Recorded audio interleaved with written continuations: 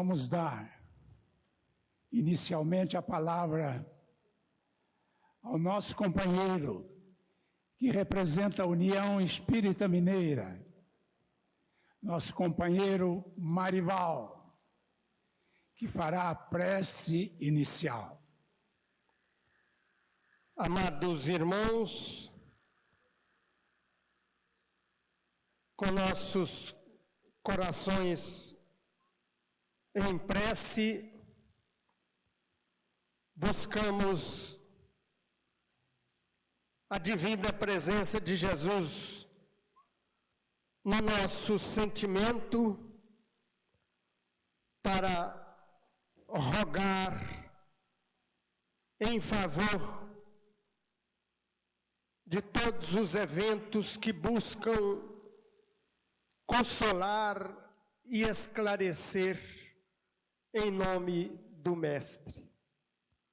Rogamos para que esse evento, que dá início às atividades comemorativas do bicentenário de Allan Kardec neste mês, nós estamos suplicando aos mentores espirituais nos assistir a nossa querida Federação Espírita Brasileira, na pessoa dos seus dirigentes, para que efetivamente ela possa continuar dando sequência ao trabalho que esclarece e consola em nome de Deus. Que nós possamos cada vez mais vivenciar o Evangelho de Jesus, reconhecidos de que o que ela nos propõe, a nossa doutrina, a doutrina dos Espíritos, é para que estejamos melhores amanhã do que fomos hoje.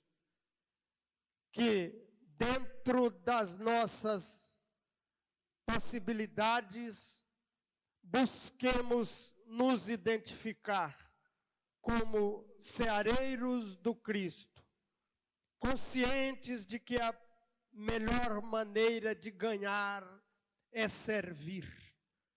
E ainda tomando por base as próprias palavras de Jesus, que não veio para ser servido, e sim servir, que cada vez mais possamos nos constituir obreiros, reafirmamos a nossa rogativa, para que os companheiros que se colocam à disposição do movimento espírita como bênção divina que é a nossa doutrina espírita, que eles possam encontrar guarida nos nossos corações, que eles possam encontrar ressonância nos nossos sentimentos e que cada vez mais, ao invés de nos constituirmos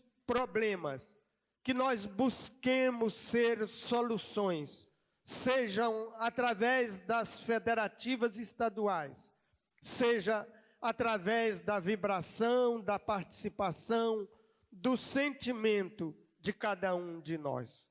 Agradecemos a Deus, agradecemos a Jesus, agradecemos a Bezerra de Menezes pela presença constante neste ambiente, sobretudo nos nossos corações. Amado Mestre Jesus, esteja conosco, Senhor, hoje, agora e sempre. Como é do conhecimento de todos, no ensejo do bicentenário do nascimento do codificador, Allan Kardec, o movimento espírita brasileiro e mundial procura através de encontros semelhantes a esse. Lembrar a obra, a vida, a missão extraordinária do codificador. Desde o ano passado, as instituições espíritas estão empenhadas em homenagear a presença do codificador no mundo, mas como gratidão do que como comemoração. Porque nós espíritas estamos convencidos de que o benefício que vem a todos nós e a toda a humanidade, em grande parte se deve à obra do codificador, que foi o intérprete fiel da espiritualidade superior. Então, meus amigos, neste mês de abril, deste ano seguinte ao do bicentenário, vamos continuar neste preito de gratidão ao codificador. E neste mês de abril, a Federação Espírita Brasileira, como todos já tomaram conhecimento, ela fará 3 encontros. O primeiro deles, neste mesmo local, com oradores escolhidos. Hoje, vamos ter a palavra do nosso presidente Nestor Mazotti, que discorrerá sobre tema ligado ao Consolador Prometido, portanto, a obra de Allan Kardec da espiritualidade superior. Não vamos tomar esse tempo precioso que todos nós esperamos. Vamos, nesta festa de corações, agradecidos ao Mestre Senhor, agradecidos ao nosso Pai, nós vamos dar a palavra ao orador do dia, Nestor Mazotti. Que haja muita paz em nossos corações. A mediunidade, faculdade que permite a comunicação dos homens com os espíritos, sempre esteve presente na humanidade. Desde o totemismo, na primeira religião, através do qual os homens começaram a lançar as bases do processo de comunicação com o Criador, depois, com o próprio animismo, na fase do politeísmo também, todo o processo de comunicação da mediunidade, da comunicação com o mundo espiritual, sempre se fez presente. A mediunidade se destacou ainda mais na oportunidade do surgimento do Velho Testamento, com o trabalho de Moisés, movimentando-se por orientação do mundo espiritual, não apenas para libertar o povo judeu do Egito, como também para trazer as tábuas da lei, que representava praticamente o primeiro esforço maior para trazer aos homens, a todos nós, princípios mais elementares de orientação em todos os aspectos, começando naturalmente pela visão da justiça, por não cometer o mal, por não prejudicar o próximo. O processo da mediunidade continuou ainda no período do profetismo, quando vários profetas, médiuns, tinham a oportunidade de alertar os homens a respeito da realidade do mundo espiritual e procuravam assim sustentar as mensagens do mundo espiritual para toda a humanidade. Com Jesus surge a nova oportunidade, o Novo Testamento e a nova mensagem, agora voltada à prática do amor. Jesus realmente personificou a prática do amor, representando aí a lei de Deus junto a nós, que na essência é orientada pela vivência do amor pleno. Amar a Deus sobre todas as coisas e amar ao próximo como a si mesmo, representa a síntese que Jesus se refere na vivência das leis de Deus. Num período bastante grande que esteve conosco, Jesus procurou não apenas orientar a todos nós, mas, acima de tudo, deixar um exemplo de orientação para ser seguido. Procurava sempre valorizar os ensinos que haviam sido trazidos com o Velho Testamento, mas ampliava um pouco mais, já que os homens na época já tinham melhores possibilidades de compreensão, além daquele período em que estávamos ainda na fase de Moisés.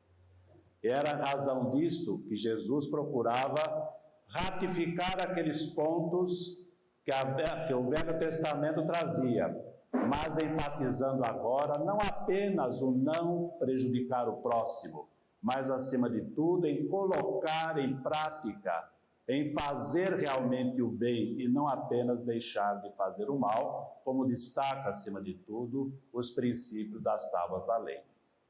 E nesse período em que Jesus esteve conosco, deixando ensinamentos novos, como observa-se acima de tudo no Sermão do Monte, como se observam também através das parábolas, deixou também exemplos marcantes da prática do bem, da prática da fraternidade, atendendo aos necessitados de toda a ordem, aos necessitados do alimento, do agasalho, aos necessitados da vista, aos que necessitavam andar, aos necessitados de toda a ordem. Jesus procurou demonstrar que o exercício da caridade plena, a prática do bem, era realmente a maneira pela qual o processo de crescimento de todos nós se faria numa maneira pela qual nós fôssemos cada vez mais conquistando a harmonia interior, que é o objetivo de todos nós.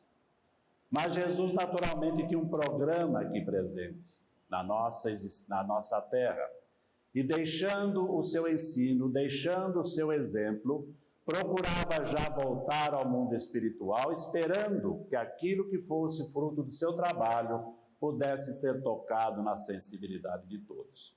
Mas, naturalmente, conhecendo as falhas humanas, sabendo das precariedades ainda morais e intelectuais, nossas como seres humanos que nos encontramos, ele procurou alertar, até nos consolando, que, se nós o amássemos, mandaria um Consolador para que ficasse eternamente conosco. O Espírito de verdade, dizia ele, que o mundo não conhece, mas que nós conheceríamos, e que não apenas nos recordaríamos das mensagens que ele havia trazido, mas também que nos ensinariam muitas coisas mais.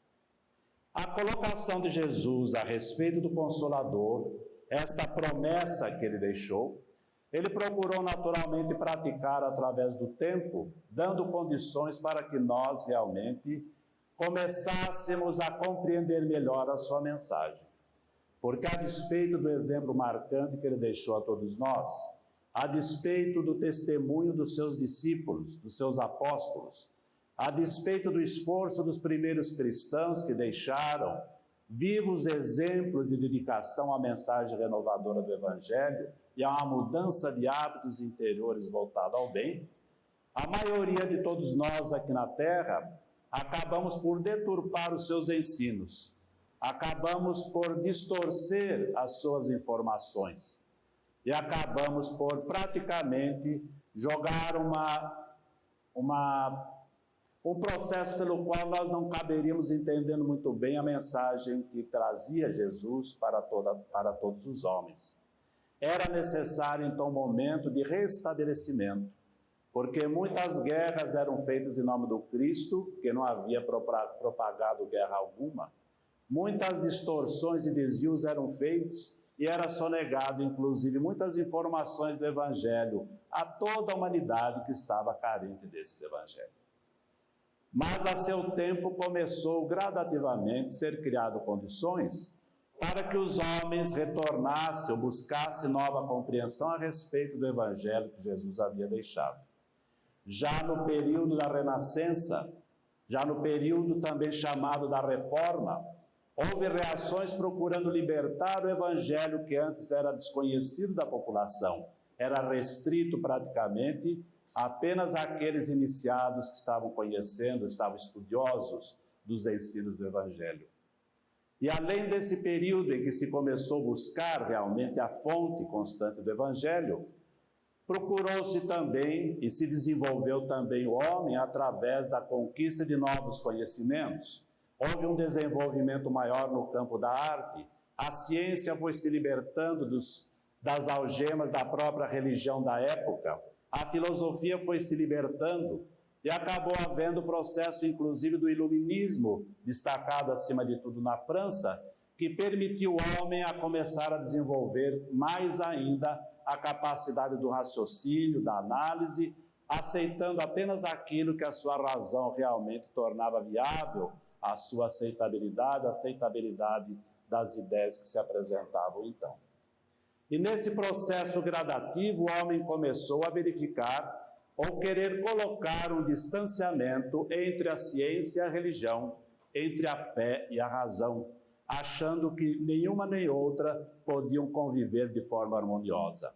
Achavam que a fé era cega, não tinha base na razão, enquanto a razão não podia ser assentada na fé, porque era absolutamente racional, buscando, na constatação dos fatos, a conclusão das suas observações.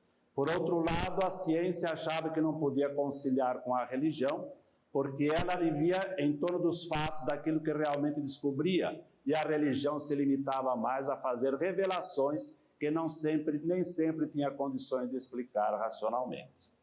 Mas já era a época de começar a haver um processo para o homem realmente compreender melhor a mensagem que Jesus havia deixado. Ou melhor ainda, era necessário que o homem passasse a conhecer a própria lei de Deus, sintetizada na lei do amor, e que representa uma série de orientações no campo da moralidade e que dá condições a todos nós para realmente superar as nossas limitações e começar a ter uma ascensão espiritual realmente digna daqueles que somos todos nós, criaturas de Deus. Neste processo, para o século XIX, programou-se então aquilo que Arthur Conan Doyle chamou de uma invasão organizada.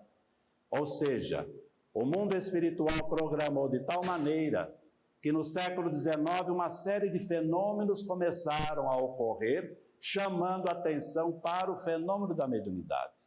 A mediunidade sempre esteve na Terra, como dissemos, mas foi sempre colocada muitas vezes em torno de uma ou outra pessoa, um ou outro médium. E na impossibilidade das pessoas compreenderem o fenômeno mediúnico, ora consideravam o médium uma bruxa ou um bruxo, quando não se concordava com aquilo que eles faziam, ou se santificava pura e simplesmente o médium, quando fazia algo que se achava conveniente santificar. Mas era uma postura totalmente aleatória, sem uma base lógica, sem uma base consistente. Fato evidente nessas condições foi o da própria Joana d'Arc, que trabalhando na reorganização do próprio povo francês, procurando eliminar uma guerra que se arrastava há 100 anos entre França e Inglaterra e que estava prejudicando o próprio futuro da França no trabalho de desenvolvimento social que lhe caberia desenvolver, ela conseguiu, atendendo aos princípios da mediunidade e ouvindo as suas vozes, eliminar, praticamente comandar um exército quando tinha apenas 16 anos e se transformou exatamente na pessoa para combater e eliminar uma guerra dolorosa para a França inteira. Ela foi sendo julgada e nesse julgamento foi condenada por bruxaria. Posteriormente, baseado nos mesmos fatos, foi julgada novamente. E aí se entendeu que ela não era bruxa, era santa e foi canonizada. As bases não mudaram, mudou a interpretação.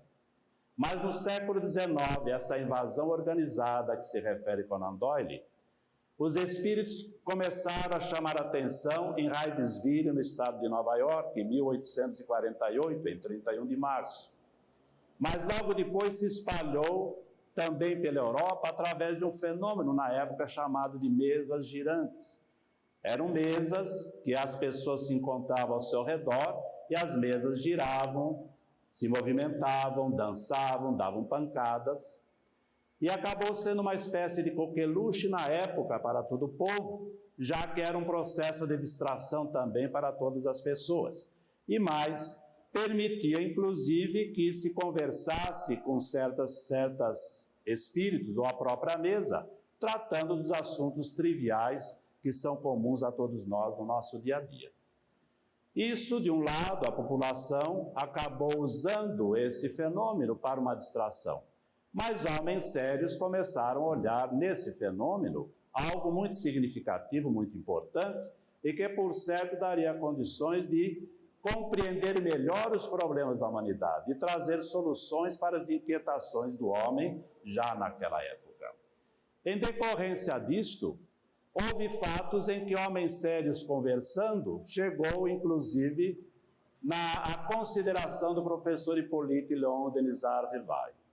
O professor Rivaio foi um estudioso no Instituto de Pestalozzi, aprendeu a raciocinar sempre de uma postura absolutamente lógica, não aceitar nada que fosse uma simples afirmação sem que houvesse consistência.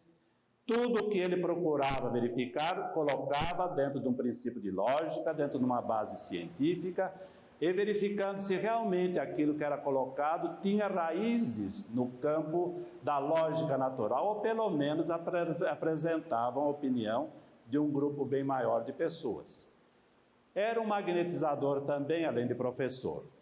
Quando um amigo dele chegou para ele dizendo que havia um fenômeno interessante em que as mesas se movimentavam sem que as pessoas lhe tocassem, ele, como magnetizador, disse: não vejo problema nenhum nisso.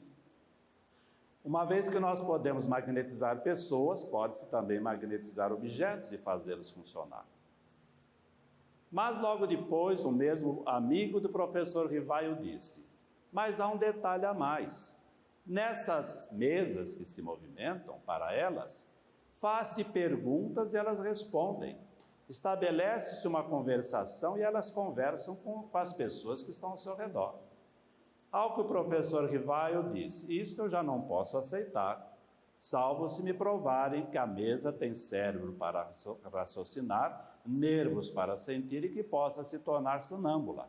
Fora isso, para mim, isso é história para fazer dormir de pé. Mas, posteriormente, sendo uma mente aberta, procurou conhecer melhor esse fenômeno, até que foi convidado para participar de uma reunião na casa da senhora Plane-Maison. Foi em maio de 1855. E nessa oportunidade, o professor Rivaio começou a levantar e analisar melhor aquelas questões. Dentro da sua observação bastante crítica, muito clara, o professor Rivaio foi observando que, sem dúvida, não eram as mesas que se manifestavam. As mesas eram apenas instrumento de manifestação. Mas quem eram aqueles seres que se manifestavam? Nada mais eram do que os espíritos. E quem eram esses espíritos? Esses espíritos eram espíritos dos homens que já haviam desencarnado. E na sua observação também ele constatou que esses espíritos naturalmente também continuavam a existir, carregando o mesmo nível de cultura, de conhecimento, o mesmo nível moral que tinham quando encarnados. O fato deles terem desencarnado, que já tivessem morrido, vamos dizer assim, no conceito normal do termo, não significava que eles tivessem de posse de um conhecimento total de todas as coisas, no conhecimento absoluto das questões do universo. Apenas estavam sem o corpo físico, mas continuavam com o mesmo grau de conhecimento, com o mesmo grau de percepção. O professor Rivaio foi fazendo pesquisas no interesse totalmente pessoal. Ele achou interessante observar aquilo. Mas nas conversações que ele foi começando a estabelecer nas reuniões, ele já constatou um fato muito significativo. Ele disse que à medida que ele foi fazendo perguntas sérias aos espíritos para se esclarecer, espíritos sérios começaram a se fazer presentes nas reuniões e os espíritos levianos começaram a se afastar. Da mesma forma, os homens sérios começaram a buscar as reuniões sérias E os homens levianos foram deixando as reuniões sérias para os homens sérios. Isso já fez observar a Kardec que no campo da mediunidade, o trato nosso, no campo desse relacionamento, pode imprimir, pelo princípio da afinidade, as companhias que nós queiramos, ou os espíritos levianos para atender a nossa leviandade, ou os espíritos sérios para atender aos nossos reais interesses como seres espirituais em caráter permanente. E o professor Rivaio foi gradativamente conversando com vários espíritos, mas numa oportunidade foi-lhe dado condições para conversar com um que foi dito a ele que se tratava de a verdade. Certa vez ele estava estudando exatamente essas questões, meditando sobre a conversação que estava tendo com os espíritos e começou a ouvir pancadas no seu próprio apartamento. E achou interessante que a pancada insistia, ele reviu o tema, a pancada insistiu e na noite seguinte, conversando com os espíritos, ele tomou conhecimento que se tratava de um espírito que estava discordando do que ele estava escrevendo e queria chamar-lhe a atenção. E nessa conversação com esse espírito, perguntou, mas quem és? Ele disse, para ti eu sou a verdade. E quando Kardec, o professor Rivaio, quis informar-se mais a respeito de quem seria realmente aquele espírito, ele voltou a dizer, já disse que para ti eu sou a verdade, e isto basta, você não vai além, não saberá mais do que isto. Mas esse espírito foi de uma constante apoio a ele em todas as oportunidades. E numa oportunidade bastante significativa, sem que Kardec, ou melhor dizendo ainda, o professor Rivaio, tomasse conhecimento ou tivesse consciência do trabalho que estava sendo realizado, foi recebido uma mensagem que nós vamos tomar a liberdade de ler pela sua importância. O professor Rivaio escreve de um fato em 30 de abril de 1856. Isso está no livro Obras Póstumas, os companheiros poderão consultá-lo. Diz o professor Rivaio, eu assistia desde algum tempo às sessões que se realizavam em casa do Sr. Rustam e começara aí a revisão do meu trabalho, que posteriormente formaria o Livro dos Espíritos. Numa dessas sessões muito íntima, a que apenas assistiam 7 ou 8 pessoas, falavam estas de diferentes coisas relativas aos acontecimentos capazes de acarretar uma transformação social, quando o médium, tomando da cesta, que espontaneamente escreveu isto, quando o bordão soar, abandoná-lo-eis, apenas aliviareis o vosso semelhante, individualmente o magnetizareis a fim de curá-lo. Depois, cada um no posto que lhe foi preparado, porque de tudo se fará mister, pois que tudo será destruído, ao menos temporariamente. Deixará de haver religião, mas uma se fará necessária, mas verdadeira, grande, bela e digna do Criador. Seus primeiros alicerces já foram colocados. Quanto a ti, Rivaio, a tua missão é aí. Livre, observa o professor Rivaio, a cesta se voltou rapidamente para o meu lado, como teria feito a uma pessoa que me apontasse com o dedo. E realmente ele ficou assustado com esta observação que recebeu. Posteriormente, ele procurou conhecer melhor a respeito da sua missão. Consultou posteriormente o espírito de Hahnemann, e Hahnemann disse, você realmente tem esse compromisso. Mas falou melhor ainda com o espírito de verdade, que praticamente coordenava todo o trabalho espiritual que ele estava começando. E o espírito de verdade confirmou que ele realmente tinha essa tarefa assumida. Mas o espírito de verdade destacava sempre a ele, mas depende de você o bom ou mau resultado. Todas as vezes que o professor Rivaio dizia, mas eu não me sinto preparado para isso, falou, você está convidado e você tem possibilidade, agora depende da tua vontade completar ou não. Você pode ter sucesso ou pode ter fracasso. E se você fracassar, outro vai assumir a sua tarefa. porque os desígnios de Deus não se assentam exclusivamente na cabeça de um único homem. E é interessante esta conversação do Espírito de Verdade com Rivaio, porque neste momento, depois de conversar e sentir a importância da tarefa, o professor Rivaio, ouvindo finalmente o Espírito de Verdade dizer: vês assim que a tua missão está subordinada a condições que dependem de ti, ou seja, a tua vontade. Diante dessa afirmação do Espírito de Verdade, o professor Rivaio diz: Espírito Verdade, agradeço os teus sábios conselhos, aceito tudo sem restrição e sem ideia preconcebida. E depois diz: Senhor, pois que te dignaste lançar os olhos sobre mim para cumprimento dos teus desígnios, faça-se a tua vontade. Está nas tuas mãos a minha vida. Dispõe do teu servo. Reconheço a minha fraqueza diante de tão grande tarefa. A minha boa vontade não desfalecerá.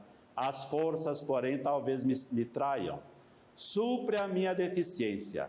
Dá-me as forças físicas e morais que me forem necessárias. Ampara-me nos momentos difíceis, e com o teu auxílio e dos teus celestes mensageiros, tudo envidarei para corresponder aos teus desígnios. É interessante observar que o professor Rivaio já tinha noções da importância do trabalho que começava, mas não estava convicto da missão que havia assumido.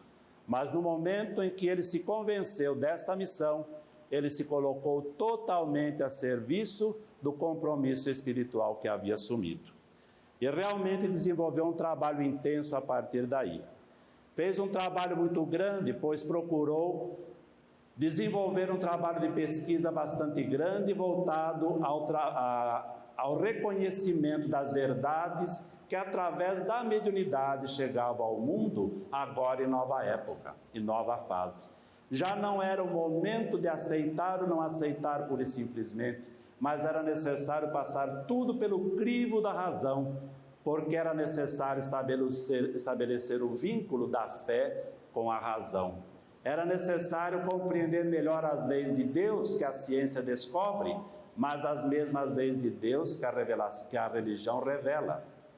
O trabalho de Kardec, portanto, foi um trabalho muito extensivo, e ele tomou a cautela de, em nenhum momento, aceitar como boa nenhuma revelação pura e simples que viesse ou de um único médium ou de um único espírito. Em razão disto, colhendo informações de vários médiuns, depois de pegar um primeiro estudo preliminar, encaminhou até por sugestão dos espíritos a outro grupo de médiuns e a outro grupo de espíritos buscando aprofundar mais. E depois de avaliado nessa segunda oportunidade, ainda uma vez por sugestão dos espíritos, foi convidado a fazer uma análise até mais profunda, mais reservada, para aprimorar ainda mais o trabalho. Ele desenvolveu essa tarefa de uma forma bastante intensa e teve bastante consciência para dizer que a doutrina espírita não era dele, mas era dos espíritos. E é exatamente isto que ele coloca no Livro dos Espíritos, que surgiu em 1857, no dia 18 de abril. Em Prolegômenos, Kardec coloca com toda clareza: os espíritos anunciam que chegaram os tempos marcados pela providência para uma manifestação universal, e que, sendo eles os ministros de Deus e os agentes de sua vontade, têm por missão instruir e esclarecer os homens, abrindo uma nova era para a regeneração da humanidade. Mostra aqui Kardec que a doutrina espírita ela surge por iniciativa do mundo espiritual e tem um objetivo claro a desenvolver na Terra, que é abrir uma nova era para a regeneração da humanidade. E esclarece ainda: este livro, o Livro dos Espíritos, é o repositório de seus ensinos. Foi escrito por ordem e mediante ditado dos espíritos superiores para estabelecer os fundamentos de uma filosofia racional, isenta dos preconceitos do espírito de sistema. Nada contém que não seja a expressão do pensamento deles e que não tenha sido por eles examinado. só a ordem e a distribuição metódica das matérias, assim como as notas e a forma de algumas partes da redação, constitui obra daquele que recebeu a missão de os publicar. Enfatiza ainda mais Kardec que a doutrina é dos espíritos e coube a ele apenas registrar a decisão e os ensinos dos espíritos, cabendo a ele apenas o trabalho de colocar ordem, codificar a tarefa. E coloca ainda uma observação dos próprios espíritos quando diz: ocupa-te, a frase dos espíritos superiores, ocupa-te, cheio de zelo e perseverança do trabalho que empreendeste com o nosso concurso, pois esse trabalho é nosso. Nele pusemos as bases de um novo edifício que se eleva e que um dia há de reunir todos os homens num mesmo sentimento de amor e caridade.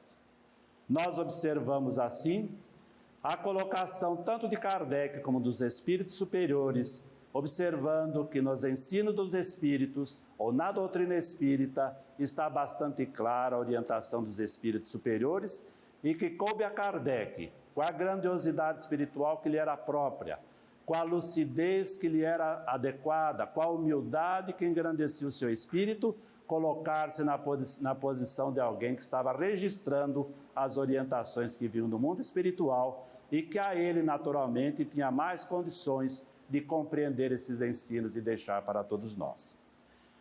Na segunda edição de O Livro dos Espíritos, que surgiu em 1860, Kardec volta a colocar uma nota em Prolegômenos, onde ele diz: os princípios contidos neste livro, no Livro dos Espíritos, resultam quer das respostas dadas pelos Espíritos às perguntas que lhes foram propostas em diversas ocasiões, por meio de grande número de médiuns, quer das instruções por eles fornecidas espontaneamente, a nós e a outras pessoas, sobre as matérias que encerra.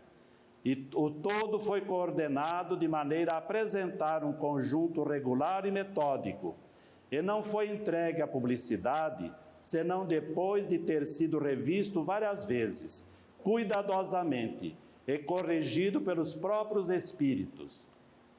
Esta segunda edição também mereceu da parte deles um novo e meticuloso exame. Enfatizo uma vez mais que tudo aquilo foi novamente verificado, corrigido e examinado pelos espíritos, inclusive na segunda edição do Livro dos Espíritos, que é a definitiva. E completa ainda: o que se acha entre aspas, em seguida às perguntas, é a resposta textual dada pelos espíritos. O que está marcado por outro tipo ou designado de maneira especial para este fim, compreende as observações ou desenvolvimentos acrescentados pelo autor e que igualmente sofreram o controle dos espíritos. Então ele coloca bastante claro que não só aquilo que os espíritos escreveram, respeitando o que escreveram, estava ali contido, mas o que o próprio Kardec escreveu, ele submeteu aos espíritos e só colocou aquilo que os espíritos aprovaram para ser colocado. Vemos assim o cuidado meticuloso, honesto, claro do professor Rivaio, de Allan Kardec, na elaboração de um assunto tão sério, tão importante, e que deixa a humanidade em condições de ter uma visão clara a respeito do que somos, de onde viemos, para onde vamos. O trabalho do professor Rivaio, o trabalho de Kardec, foi desenvolvido dentro dessa base que não se limitou ao trabalho do Livro dos Espíritos. Veio em seguida o Livro dos Médiuns, dentro do mesmo cuidado. Veio o livro Evangelho segundo o Espiritismo, pautado com as mesmas preocupações. Vieram também os livros O Céu, o Inferno e a Gênese, visando o mesmo entendimento, visando uma avaliação clara de todos esses ensinos. E o trabalho foi tão consistente, tão meticuloso, tão cuidadoso, foi submetido tanto ao crivo da crítica da razão de todos para ficar exatamente com aquilo que representava um fato consistente, uma verdade realmente verificável, submetida ao crivo da razão, que sendo uma obra que surgiu na metade do século XIX, atravessou o final do século XIX, atravessou todo o século XX com todo o crescimento da ciência, com todas as pesquisas desenvolvidas, com todo o avanço tecnológico e científico que a humanidade ocorreu, sem que nenhum dos seus pontos tivesse sido questionado. Pelo contrário, acabou sendo muitos desses pontos, cada vez mais, como estão ocorrendo, confirmado pela ciência, aceito como fato absolutamente natural por todos os homens, porque foi submetido a esse crivo da razão e foi convalidado pelos espíritos superiores interessados em trazer esta mensagem consoladora a todos os homens. Kardec desenvolveu essa tarefa com bastante consistência, sacrificou-se naturalmente e intensamente. Na sua tarefa ainda, ele desenvolveu o trabalho de constituir a Sociedade Espírita de Paris, em torno do qual todo o trabalho foi por ele presidido, que o ajudou em algumas partes, mas que também lhe deu muitas dificuldades para o desenvolvimento das tarefas. E também, já em 1º de janeiro de 1858, criou e manteve, por toda a sua existência, a Revue Spirite, a Revista Espírita, que era um órgão mensal, que ele mantinha e trazia a consideração de todos os homens, num trabalho realmente de pesquisa bastante séria, que se desenvolvia através do trabalho da Revista Espírita. O trabalho de Kardec, de 1855, quando começou mais objetivamente esse trabalho, até 1869 foi constante. Aquilo que ele havia dito na prece, quando tomou conhecimento do seu trabalho, levou avante. E ocorreu que o próprio Espírito de Verdade havia alertado para ele, porque caberia a ele não apenas realizar a tarefa da escrita, mas colocar-se também, expor-se no próprio trabalho, divulgar a tarefa, desgastar-se às vezes com as críticas que enfrentaria, mas nada disso levou Kardec a voltar atrás, a desistir, a se abalar. Muitas vezes cansado, soube perseverar, superando as próprias limitações e levar avante. E é interessante observar que nesse esforço todo manteve a Revista Espírita, manteve a edição das obras que ele foi desenvolvendo e com a vigilância de mantê-la sempre correta, fez viagens diversas para levar a mensagem consoladora da doutrina espírita a núcleos de outras cidades, de outros locais ali da França, e mantendo esse trabalho todo, ainda desenvolveu na Revista Espírita esse trabalho de esclarecimento. E nós gostaríamos de observar que na Revista Espírita, já como que antevendo o processo da sua própria desencarnação que se aproximava, ou pelo menos chegando mais perto do final da sua tarefa, que incluiu também, em 1868, um projeto de dinamização do próprio movimento espírita, que até hoje é usado para referência nas nossas tarefas de difusão doutrinária. Kardec realiza um discurso em 1º de novembro de 1868, que ele publica em dezembro, na Revue Spirite, de dezembro de 1868. E é interessante observar que nesse trabalho ele comenta a respeito do caráter religioso da doutrina espírita, algo que ele tomou sempre cuidado para evitar de abordar mais ostensivamente, exatamente em função do conceito de religião da época, que ainda hoje muitos têm, de que a religião está sempre vinculada a um culto, a uma formalidade, a um sacramento, a dogmas imutáveis. Mas nesse discurso, que praticamente foi a última manifestação dele, já que 4 meses depois desse discurso ele desencarnou, em 31 de março de 1869, mas nesse discurso ele observa, se é assim, se nós podemos considerar no sentido da religião, a religião da amizade, a religião da família, ele diz, se é assim, perguntarão, o Espiritismo é uma religião? Ora, sim, responde Kardec, sem dúvida, senhores. No sentido filosófico, o Espiritismo é uma religião, e nós nos vangloriamos por isto, porque a doutrina que funda os vínculos da fraternidade e da comunhão de pensamentos, não sobre uma simples convenção, mas sobre bases mais sólidas, as bases das próprias leis da natureza. E depois de desenvolver esse trabalho, bem estruturado como uma tese, que apresenta a sua tese, a antítese, e depois completa com a síntese, ele apresenta a seguinte conclusão nesse discurso, nesse trabalho publicado, como fechando a sua tarefa aqui no mundo dos encarnados. Crer em Deus, ele afirma nessa oportunidade, todo-poderoso, soberanamente justo e bom. Crer na alma e em sua imortalidade. Crer na pré-existência da alma como única justificação do presente. Crer na pluralidade das existências como meio de expiação, de reparação e de adiantamento intelectual e moral. Crer na perfectibilidade dos seres mais imperfeitos. Crer na felicidade crescente com a perfeição.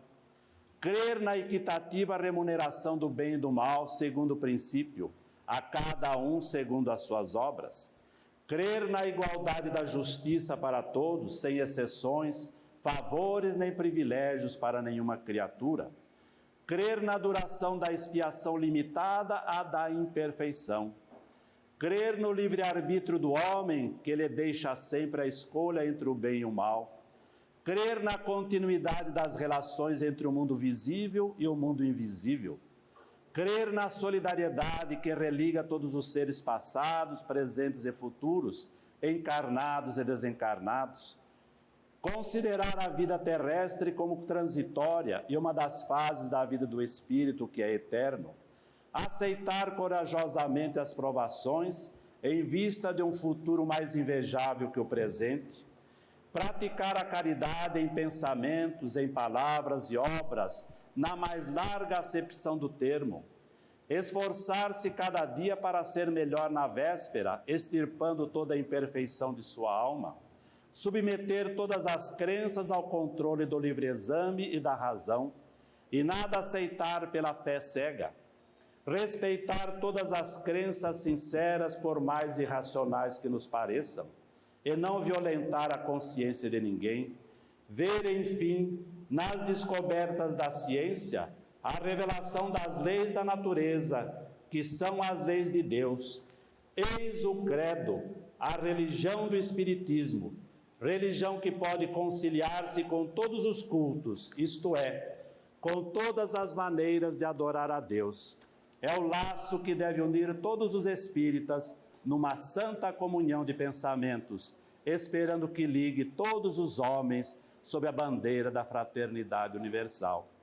Com a fraternidade, filha da caridade, os homens viverão em paz e se pouparão males inumeráveis, que nascem da discórdia, por sua vez, filha do orgulho, do egoísmo, da ambição, da inveja e de todas as imperfeições da humanidade.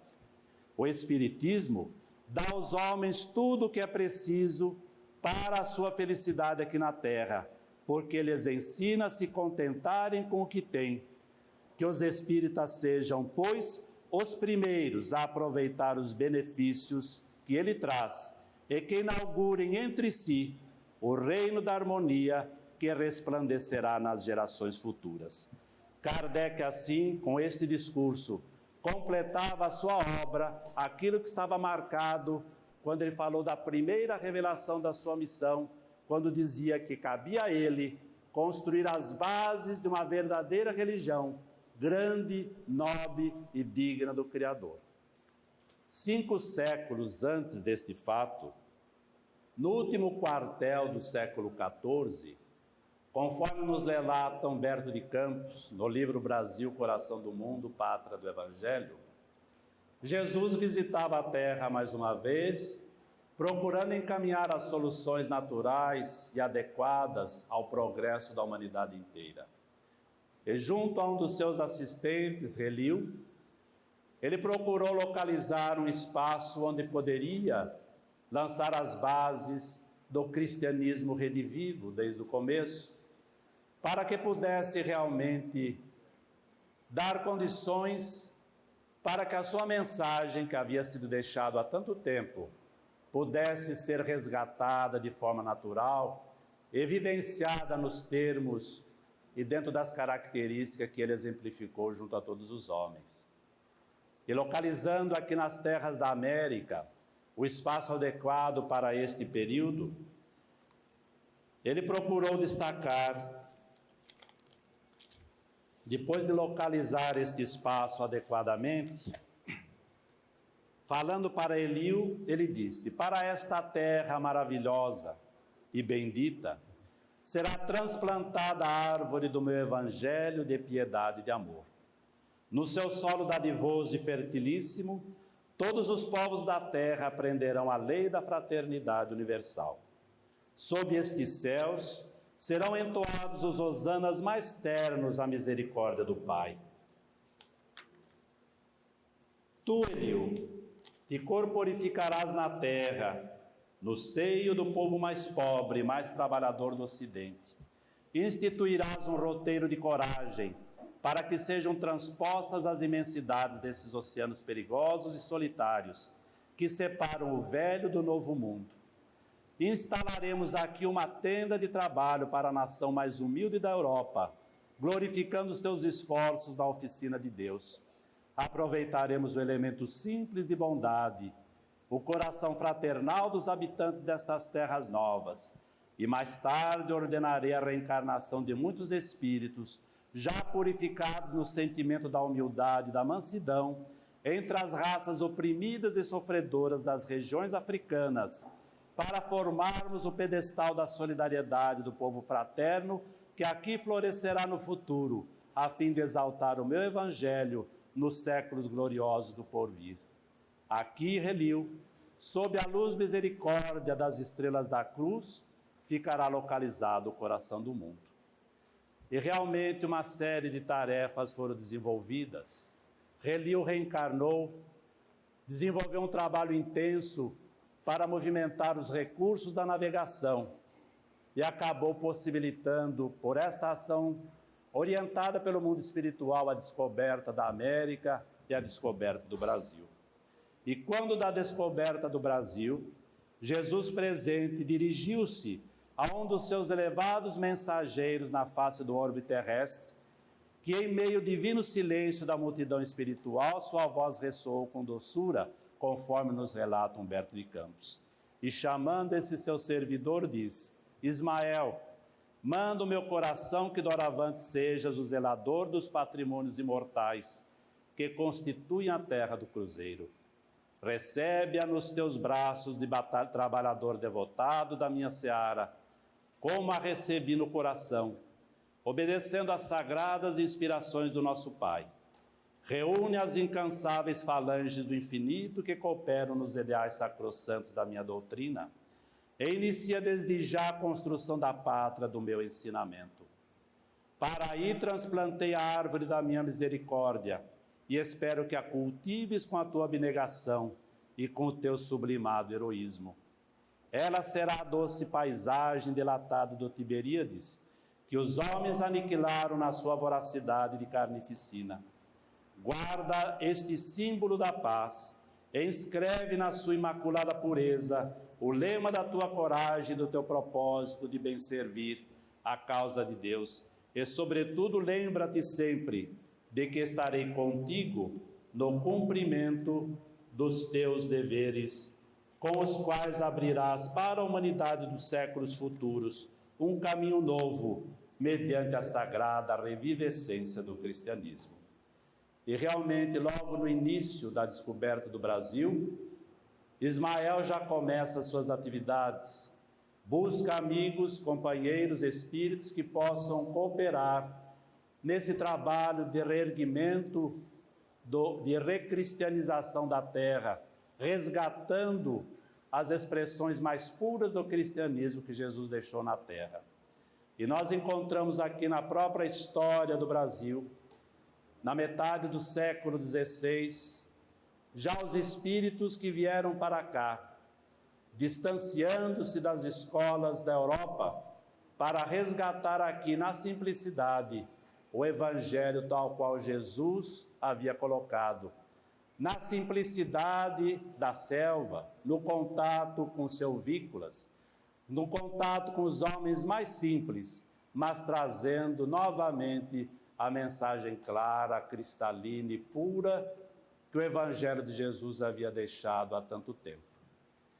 E nesse processo todo, apesar das dores e sofrimentos que o Brasil e que a América vem enfrentando gradativamente, nós temos observado que esta área passa a compreender melhor o desenvolvimento de toda a mensagem cristã, facilitando a divulgação do cristianismo em todos os seus aspectos. E a doutrina espírita que chegou na Europa na metade do século XIX, mas numa Europa que tinha dores ainda a vencer, resgates ainda a superar, problemas ainda a procurar solucionar, e que teve no século passado um dos séculos mais dolorosos, com 2 guerras mundiais e outras formas de sofrimentos as mais variados, sem possibilidade de poder cultivar a mensagem consoladora que havia caído em seu solo na cidade de Paris, na metade do século XIX. Observa que aqui na América a mensagem consoladora da doutrina espírita vem se desenvolvendo, porque acaba encontrando corações mais afinados com a mensagem consoladora que Jesus havia deixado há tanto tempo, e começa a desenvolver amplamente esse trabalho, não apenas pela aceitação pura e simples da imortalidade, não apenas da aceitação pura e simples da comunicabilidade dos homens, entre os homens e os espíritos, não apenas pela aceitação da própria reencarnação, mas porque, compreendendo a grandiosidade da mensagem consoladora que a codificação espírita oferece, trazida pelos espíritos superiores, procura colocar em prática a serviço do homem, a serviço da sociedade, desenvolvendo a prática do bem, da fraternidade em todos os seus aspectos, procurando superar as próprias limitações e colocar em prática o fora da caridade não há salvação. É por isso, queridos companheiros, que nós aqui na Federação Espírita Brasileira procuramos cada vez mais possibilitar um amplo conhecimento da mensagem consoladora da doutrina espírita, aprofundando o seu estudo para que melhor conheçamos, disponibilizando seu conhecimento a todos os que estiverem interessados em conhecer, sem impor, sem constranger, mas sem omitir e sem tampouco ignorar, mas, acima de tudo, procurando desenvolver todo o potencial de trabalho voltado à construção do bem, porque este é o momento, esta é a oportunidade da realização desta tarefa. Kardec, certa noite, quando estava num processo de conversar com os espíritos quase todas as noites, preparando a própria codificação, durante o sono, certa vez, foi levado por um orientador espiritual a uma região espiritual muito dolorida. Era uma região em que os espíritos que lá se encontravam manifestavam uma dor muito aguda, muito expressiva, como que se não tivesse nenhum amparo de um apanágio da própria consciência para serenar as inquietações que afetavam a sua alma. E Kardec, diante daquela manifestação tão dolorosa, disse: mas que espíritos estão aí que sofrem tanto? O que fizeram eles? Estaremos aí diante daqueles que crucificaram Jesus? E o orientador disse: não, pois que muitos daqueles que crucificaram o Cristo mudaram e hoje colaboram na difusão de seus ensinos. Mas estariam aí aqueles que desvirtuaram o cristianismo em nome do Cristo? Também não, disse o orientador, porque muitos também daqueles, verificando seus erros, corrigiram e trabalham na difusão da própria doutrina espírita. E depois de algumas inquietações, se eram espíritos que tinham feito muita dor e muita guerra, levado dor e luto, Kardec ainda perguntou: mas então que espíritos estão aí e que sofrem tanto? Ao que o orientador disse: aí estão aqueles que, conhecendo o Evangelho, não o colocaram em prática. Para estes, esclarecia ele, até uma próxima reencarnação, uma oportuna reencarnação de resgate, muitas vezes é até mais difícil. Kardec ficou chocado com a resposta do espírito, acordou, anotou num caderno pequeno que tinha numa mesa perto de sua cama, E na noite seguinte, conversando com os espíritos, perguntava: para fazer a vontade de Deus e atender às necessidades do progresso, é suficiente deixar de fazer o mal? E os espíritos responderam: não, necessário é fazer o bem no limite das suas forças, porque todo bem que deixar de ser feito nesta condição é um mal. Esta é a questão 642 do Livro dos Espíritos. Esta observação dos espíritos superiores nos coloca numa situação realmente muito adequada para as oportunidades de trabalho que a providência divina nos oferece. Estamos numa fase de transição, temos o conhecimento da doutrina, temos a possibilidade de servir, é a oportunidade de lançar as bases de um mundo novo assentado na vivência do Evangelho. E esta vivência do Evangelho será fruto da nossa prática comum, do exercício comum, da vivência comum, não apenas em obras materiais, mas no relacionamento que nos cabe conquistar entre todos nós, mudando o hábito da violência para o hábito da bondade, do hábito da solidariedade, o hábito pleno da caridade. Procuremos, pois, queridos companheiros, todos nós, tocados pela mensagem consoladora que Jesus nos deixou através da própria codificação que Kardec nos legou. Procuremos, com base nessa mensagem que esclarece o que somos, de onde viemos, para onde vamos e o que nos cabe fazer na Terra para o nosso próprio progresso.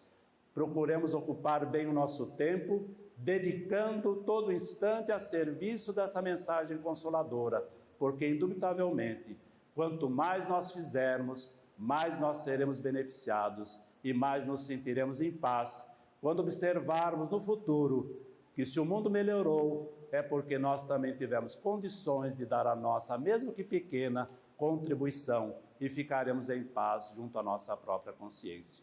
Aproveitemos, pois, queridos companheiros, a bondade da providência divina que nos disponibiliza, na época adequada, a mensagem espírita, e trabalhemos intensamente no seu estudo, na sua prática e na sua ampla difusão. Que Jesus nos fortaleça sempre e que sigamos esse farol grandioso que é Jesus à nossa frente, iluminando o nosso próprio caminho com as lições que Kardec nos deixou. Muita paz.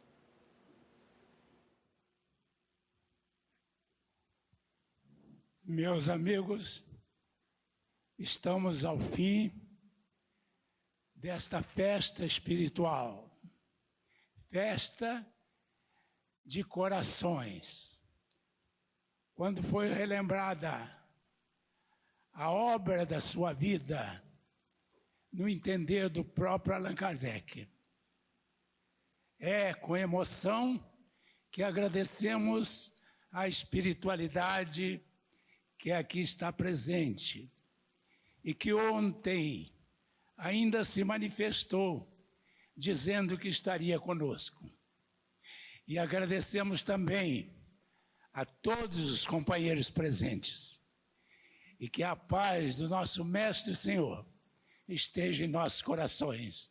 Declaramos encerrados os trabalhos desta tarde. Muito obrigado. O momento em que se comemorou o bicentenário de Allan Kardec, para todos os espíritas, foi um momento de extrema significação.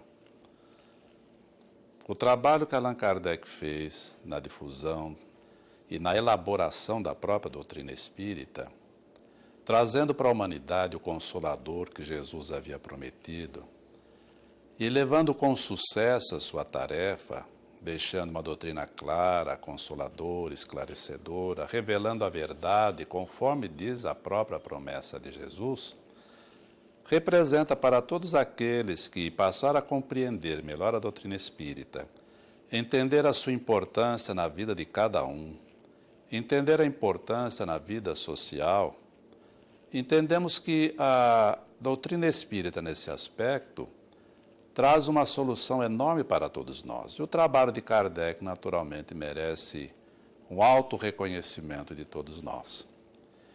Fazendo esse trabalho, inclusive, na sede histórica da Federação Espírita Brasileira, lá no Rio de Janeiro, significou também um momento de extrema importância, eu diria até de extrema emoção também para todos nós. Por quê? Porque a Federação Espírita Brasileira, desde que foi fundada em 1884, na cidade do Rio de Janeiro, ela vem pautando a sua tarefa no sentido de realmente colocar a doutrina espírita ao alcance e a serviço de toda a humanidade. Ficou muitas vezes até solitária nesse esforço, na difusão do próprio livro, enfocando a difusão do livro como elemento fundamental na própria divulgação da doutrina, no conhecimento da doutrina por parte de todas as pessoas. E aquela sede representa a materialização desse esforço que começou na cidade do Rio de Janeiro e hoje se expande também com sua sede em Brasília. Então, naquela oportunidade em que se comemorava o bicentenário de Kardec, numa confraternização de amigos da doutrina espírita, de todos os pontos do Brasil, mas mais presentes companheiros da cidade do Rio de Janeiro, representou para nós um momento de bastante significação. Significou para nós um momento realmente de emoção e representou, de certa forma, uma satisfação por verificar que os passos dados pela Federação Espírita Brasileira hoje estão apresentando resultados altamente promissores nesse esforço de colocar a doutrina espírita ao alcance e a serviço de toda a humanidade.